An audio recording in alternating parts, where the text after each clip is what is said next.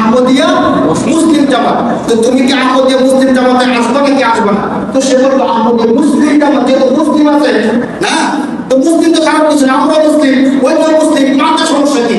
তখন বেড়ে যায় ওনাদের গ্রামে একটা গল্প বলছিল যে এক এলাকার মধ্যে দূর থেকে একটা যুবক আসছে কাজ করার জন্য। তো সে দীর্ঘদিন যখন কাজ করতেছে, ওই বাড়িতে একটা বুড়ি থাকতো, বুড়ির একটা নাতনি ছিল, সুন্দরী একটা নাতনি। তো ওই যে যুবকের সাথে নাতনির সাথে গভীর একটা সম্পর্ক তৈরি হয়ে গেছে, যার কারণে যুবক কিছুদিন পর পরেই বুড়ির বাড়িতে আসে। তো বুড়ি একদিন জিজ্ঞেস করতেছে, ওই তুমি আমার বাড়িতে আসো, তোমার নাম কি? তো বলছে আমার নাম নাতিন জামাই। তার নাম কি বলে? নামের সুন্দর নাম না? তো বুড়ি তো খেয়াল করছে না নাতিন জামাই নাম রাখতে পারে, তার নাম রাখছে নাতিন জামাই। আমাদের দেশে অনেকে নাম রাখে না, আঙ্গুর, বৃষ্টি, কত কিছু নাম রাখে, আকাশ, বৃষ্টি, সৃষ্টি। তো সে বলবে জিজ্ঞেস করছে তোমার নাম কি? তো আমার নাম হলো, বলে নাম কি? না নাতিন জামাই। তো বুড়ি তার নাতিন জামাই বলে ডাকে।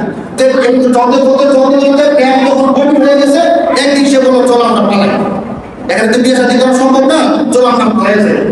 এখন ওই যে যুবক বুড়ির নাতিনি নিয়ে পালাইছে। যখন পালাইতে শুরু করছে, বুড়িতে দেখে ফেলছে, বুড়ি দেখে যে যুবকটা নাতিনিরা পালাইতেছে, তখন বুড়ি ওই তাকে পিছনে চাইতেছে, চিৎকার করতেছে, এই যে ভাই কে কোথায় আছেন, আসেন, নাতিন জামাই নাতিন নিয়ে পালাইল।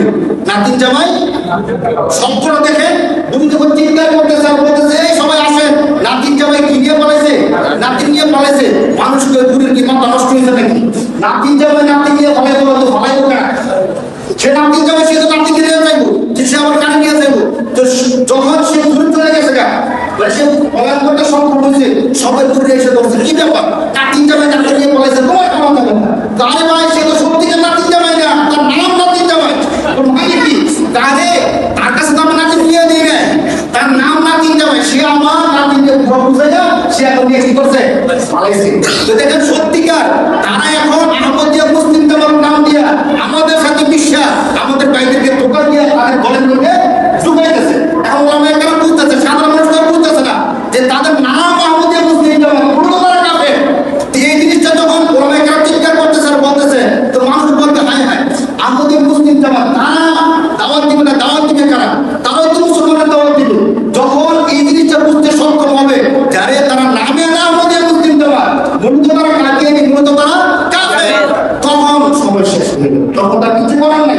ওদিকে সমাজ মাইন্ডে করলে তখন তো চিৎকার করে লাভ হবে। দেখেন এখন এমন হয়ে গেছে যে আহমদিয়া মুসলিম জামাত তাদেরকে কাফের ঘোষণা করার জন্য ওলামায়ে কেরাম সহ তৌহিদি মুসলমান সবাই সোচ্চার, কিন্তু মানুষ বিষয়টা বুঝতেছে না। তো তারা আহমদিয়া মুসলিম জামাত তাদেরকে কাফের বলবে কেন? বিষয়টা এমন কথা বলেন। আর সরকারও তাদেরকে কাফের ঘোষণা করতেছে না, করতেছে। যদি আমরা বলতেছি যে নবীন পরে নবীনের সংসদে আইন চাই, এটা কি কাফের হইতেছে? হইতেছে না। অথচ এই বাংলাদেশের সমস্ত মুসলমানদের প্রাণের দাবি, হৃদয়ের দাবি যে নবীন পরে নবীনের সংসদে